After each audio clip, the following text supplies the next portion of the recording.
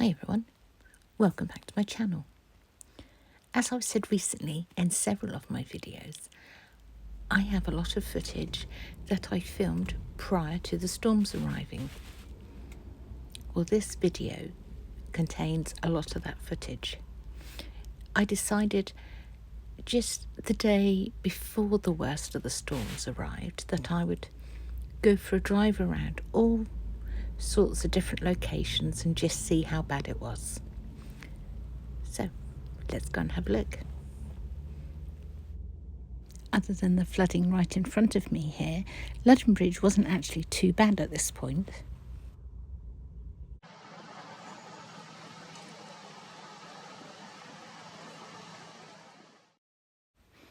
Horning certainly had more water on the roads than at Ludham Bridge.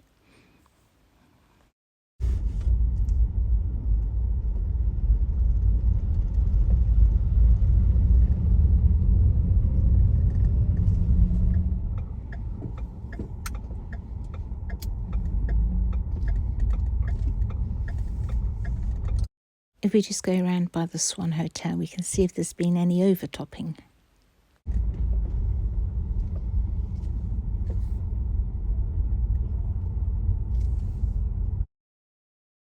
There was just a small amount at this stage.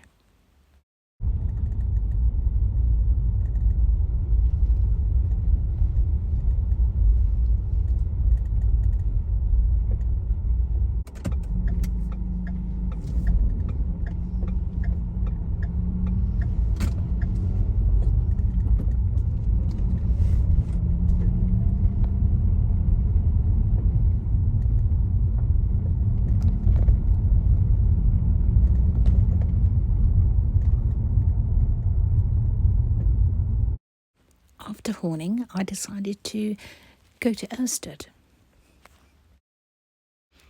not realising that that idea would soon come to an abrupt halt.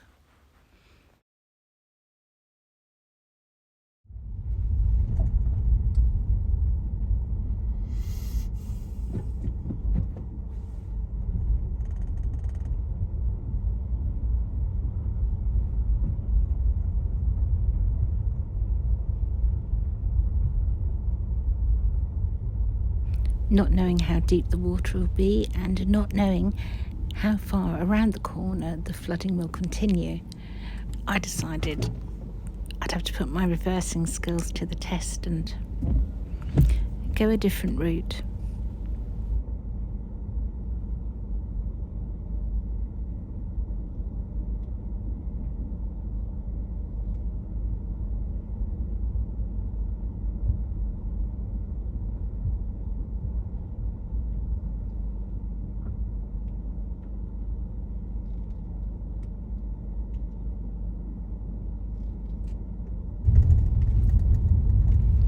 So I've gone a different way and I've decided I'm going to go and have a look at Barton Broad along the boardwalk instead of going to Irstead.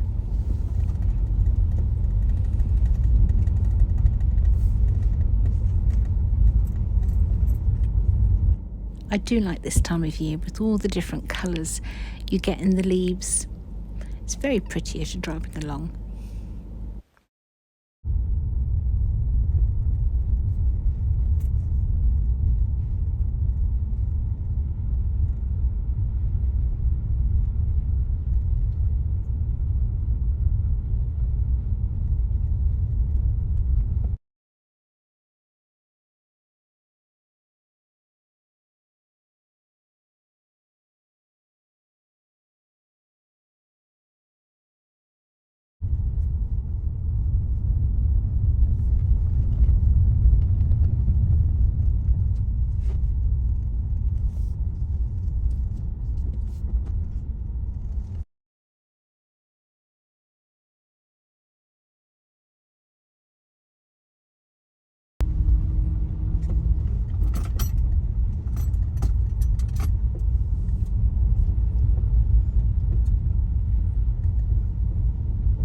The entrance to Irstead is just in there on the right, but I'm going to go up to the car park and park there and walk down to the boardwalk.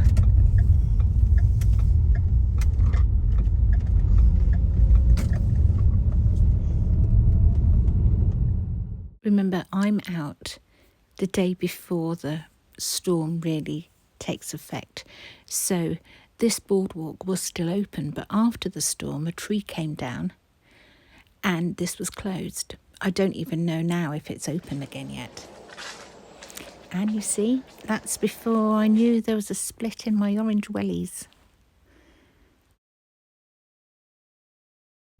200 years ago, this dike was surrounded by commercially harvested reed beds. After the harvesting stopped in this area, the car you see today just naturally took over. When I last visited here, a beautiful new information board had just been installed. But where's it gone? It's nowhere to be seen. The one you see now is the old one. But I'll try and find you the video and add on to the end of this one so you can see how beautiful it was. Let's hope that the people that need to know of its disappearance have been made aware. I wouldn't know who to tell.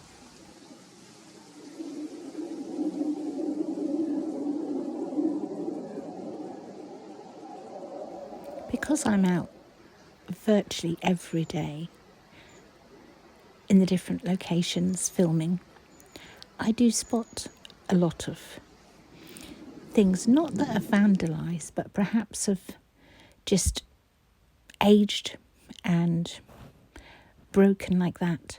Never see vandalism, but something like that sign, that was huge.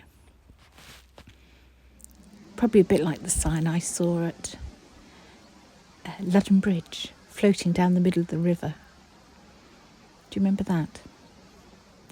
You know, has the same happened to this sign? Is that in the water somewhere? I don't know. But I do see lots of different things and I think, hang on a minute, that doesn't look right. That wasn't there. But I can't keep ringing everything through, can I? Because they'll think I'm a right busybody. So I do it my way and include them in my videos and just hope that eventually my video will be seen by the right person and it gets acted upon that way. Otherwise, you know, if they set up a phone line, I'd be ringing it every day. I don't want that. I'm not going to be doing that. But I just mean by the amount of different things I see, I'd probably be... It would be the Lisa hotline, wouldn't it? If you're enjoying this video, perhaps you could give it a like for me.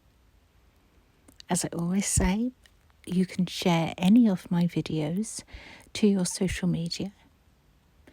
And if you haven't already done so, perhaps you'd like to subscribe to me. All these things help my channel grow and reach a greater audience, which is essentially, you know, what we all want to do. Thank you to the people who have joined my memberships. I hope you're enjoying those extra videos. And thank you also to those of you who have gifted through the super chat button. I never started doing YouTube to receive gifts and people join my memberships, all those sort of things. But I'm slowly understanding there are those of you who do like to gift and support me. And it is very much appreciated. Just simply subscribing to my channel is a huge help to me. So thank you all for however you decide and choose to support me. I really appreciate it. If you would like to know more about any of the things I've just mentioned, it can all be found in the write-up that goes with this video. Simply click on the title once the video is finished playing and you'll be taken to the write-up.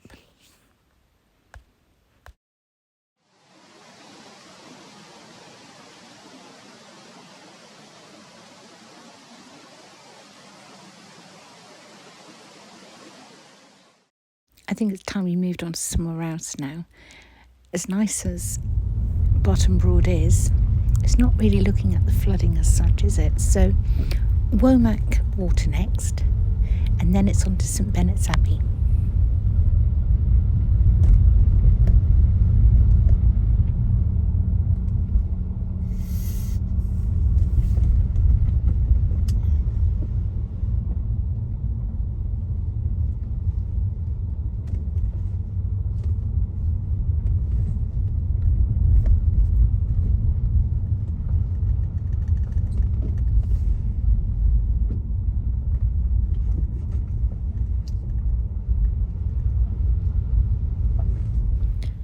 This is the road down to St Benets Abbey, and the swans are not moving for anybody.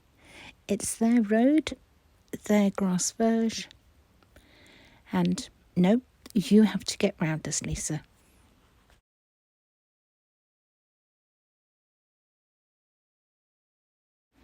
A recent routine inspection here at the gatehouse found some loose brickwork, so it has been temporarily closed until the repair work has been completed. And the sign also says there are CCTV cameras there.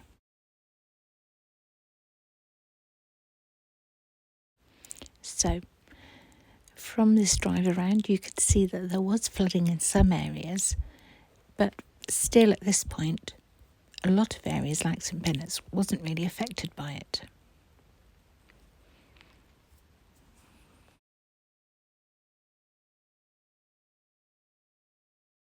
Well, that's just about it from me for today.